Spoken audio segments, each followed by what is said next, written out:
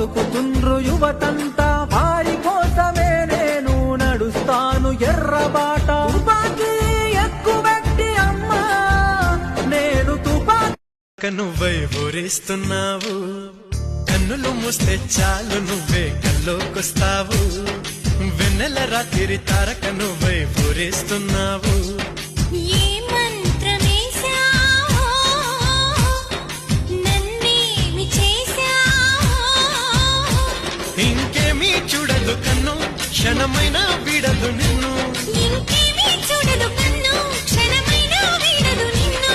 నా పక్కన చేరి గుండెను చోరి ఎందుకు చేశావు. కన్నులు మూస్తే చాలు నువ్వే కల్లోకొస్తావు.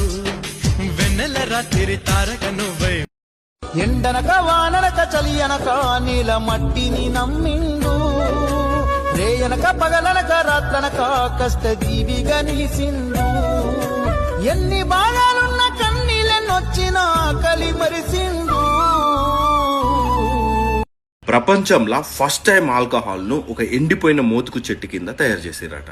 ఆ మోతుకు చెట్టు కొమ్మ మీద ఒక కోకిల ఒక చిలుక గూడు కట్టుకొని ఉండేటియట. అదే మోతుకు చెట్టు కింద రోజు ఒక సింహం ఒక పంది రెస్ట్ తీసుకుంటందుకు వస్తుండేనట. మందు తయారు చేయడానికి పట్టి పెట్టిన ఫస్ట్ రోజే చెట్టుకు అగ్గంటుకొని చెట్టు మీదున్న కోకిల చిలుక చెట్టు కిందున్న సింహము పంది మంటలలో పడి చచ్చిపోయినాయి. ఆ చనిపోయిన జంతువుల 4 ఆత్మలు చెట్టు కిందున్న సీసాల వయసు వచ్చినాయి. అయిపోయి అప్పటి నుండి ఊళ్ళు మందు అయినా ఒక 2 పెగ్గులు కాగానే కోకిల ఆత్మ మనిషి పేలకత్తది, తీయగా మాట్లాడతారు. 3వ పెగ్గు ఆగానే చిలుక ఆత్మ బాడీ మీదకి వస్తుంది. ఒకటే ముచ్చట్ను 20 సార్లు ఒర్రెత్తారు.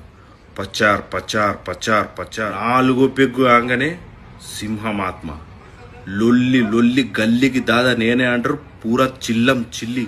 ఇక లాస్ట్ పెగ్గు ఆగానే పంది ఆత్మ. ఏమైతుందో గుర్తే కదా అందరికి.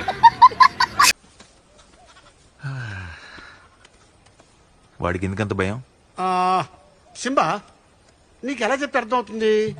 వాడొక జింక. అవును, నువ్వేమో వేటగాడివి. అలాంటప్పుడు జింక నీతో స్నేహం ఎలా చేస్తుంది? నువ్వే చెప్పు. భూమి పుట్టినప్పటి నుంచి మీ జాతులు కలవటం లేదు.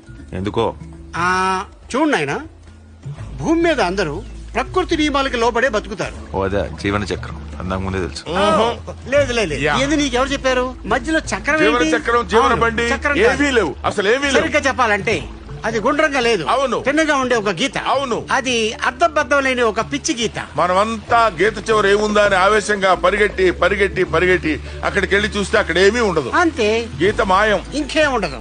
పొద్దున్న లేచిన దగ్గర నుంచి మనం ఎవరిని తినాలి, మనల్ని ఎవడూ తినకుండా ఎలా